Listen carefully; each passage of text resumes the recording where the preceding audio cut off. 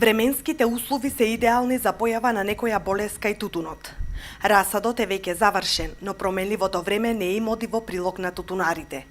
Сонце па дожд, време кое може да доведе до болест па и уништување на целиот расад. Игор Ивановски, магистар по земјоделски науки, вели дека доколку растенијата не се заштитат со систематични фунгициди против пламеница, може да се појави лисната вошка, а во најлош случај и сушење на растението.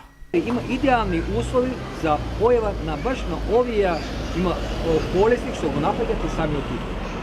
Периодот кога земјоделскиот производител тутунар ќе посее тутун и више не треба ни да се прска или со некои контактни ќе ги испрска и нема проблеми, е поминат, да бидеме реални.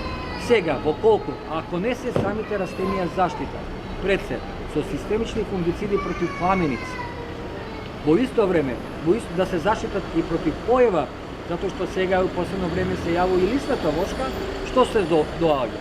Може да дојде и доаѓа до појава на лисната вошка, што покасно ќе создаве блага материја, каде што ќе дојдат специјални чадливи фунги или гави и ќе поцрнат листоите, значи може слободно да се хврли пота тутунот, затоа што не ќе е надвор од класа, а второ, доколку пак не се испрска против пламеница или кај народот познато жабовото око, кај листој, тогаш ќе дојде до сушење на самото растение.